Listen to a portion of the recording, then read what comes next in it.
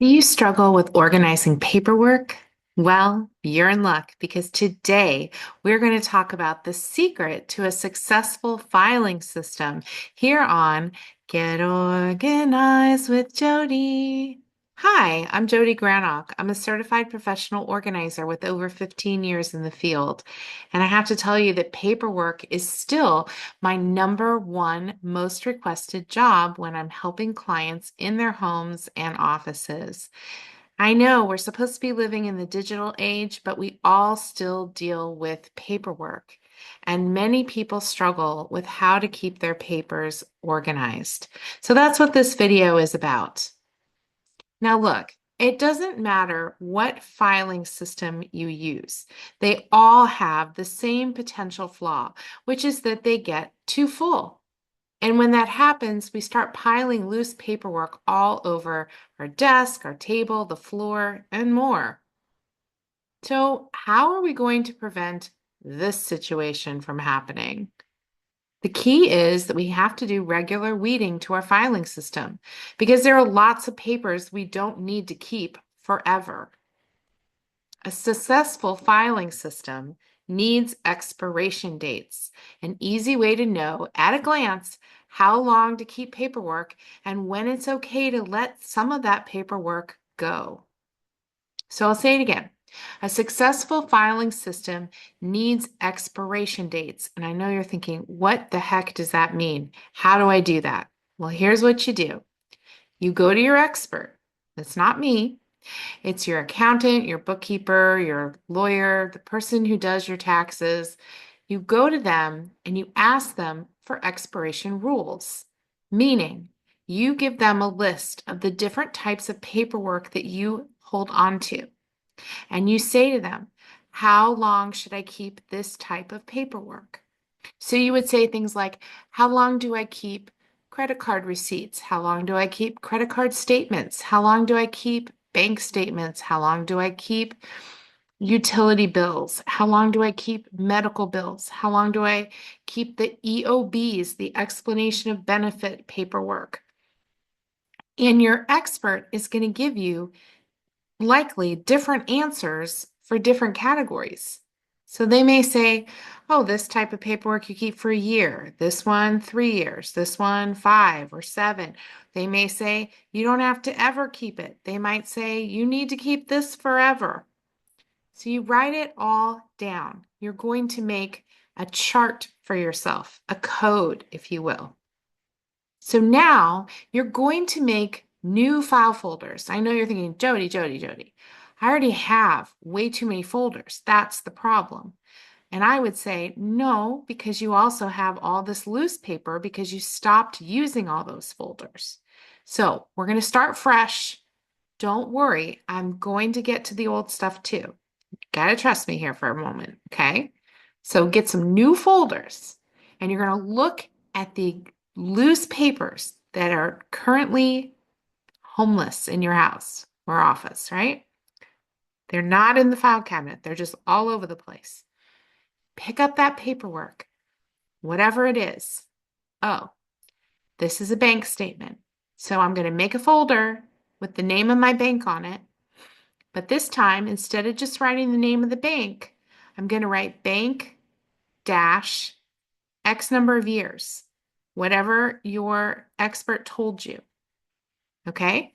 You pick up another piece of paper. Oh, this is my Visa bill. So I'm going to make a folder for Visa, even though I know I may have one or more of them already. It's okay. But I'm not going to just write Visa, and I'm not going to write Visa and the current year we're in. I'm going to write Visa slash and an expiration date. How many years did my expert say to keep Visa statements? Okay. So you're going to do this with all the loose paper that you see, and you're going to sort those loose papers into these new folders. But you're also not going to put everything away because if it doesn't fit the parameters of the expiration date on that folder, it's not even going to get filed away. So what I mean by that is if you have a folder that says 3 years on it, and the piece of paper you pick up is 5 years old, it's not going to go in that folder. It's either going to get recycled or shredded, depending on how sensitive it is. Now, as you're putting this paperwork into your newly made folders, make sure that you are filing everything chronologically with the newest papers on top. So do that for every folder that you have. Now you're going to take all the loose papers until you are out of loose papers, and you're putting them in your new folders. And only when you're done with all the loose paperwork, now you're going to go and merge in your old files, right? So you're going to look for your old folders and you're going to merge them. But here's the thing.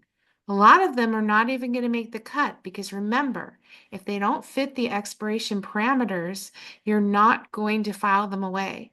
Those papers are going to get tossed. They're either going to be recycled or they're going to be shredded.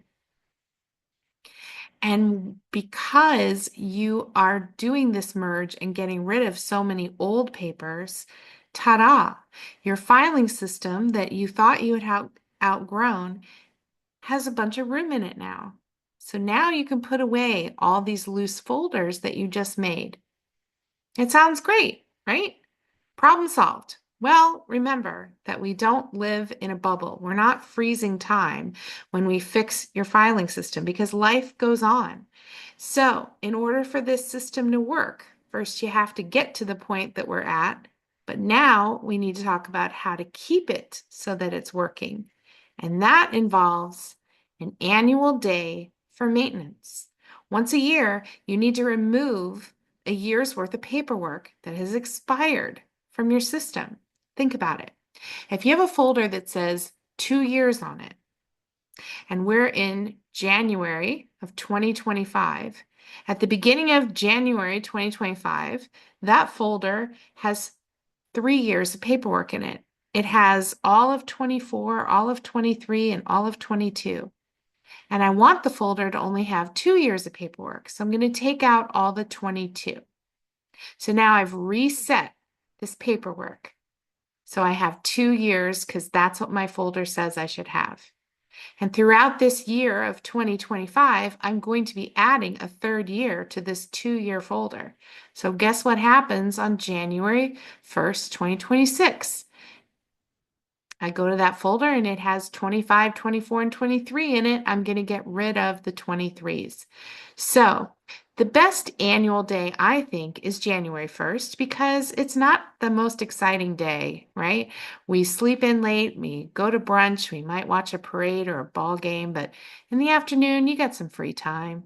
It's an easy way to remember, hey, January 1st, that's when I take out my year's worth of old paperwork. So you just go through each of your folders and take out the expired year in each folder. And if you forgot one the year before, this is your chance to catch up. So just to review, we're going to go to our expert.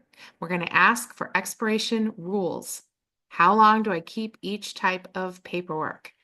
Then we're going to make new folders and label those folders with what they are, but also with that important expiration date. How many years do I keep the papers in this folder?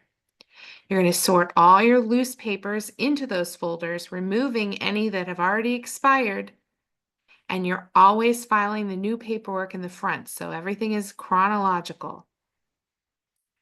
After sorting all your unfiled paperwork, you're going to go back to your filing systems that you thought you had outgrown and do some merging. Get rid of things that don't fit the parameters, and you will have room for everything to fit into your filing system again. And then to keep it that way, choose an annual day to remove a year of paperwork. That's it. That's how you can have a successful filing system that really works. Never expires. See what I did there?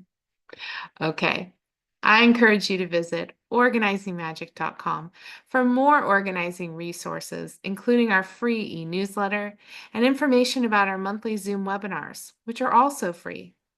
And remember, new videos drop every Friday, so be in the know and click like and subscribe before you go so you never miss a single video.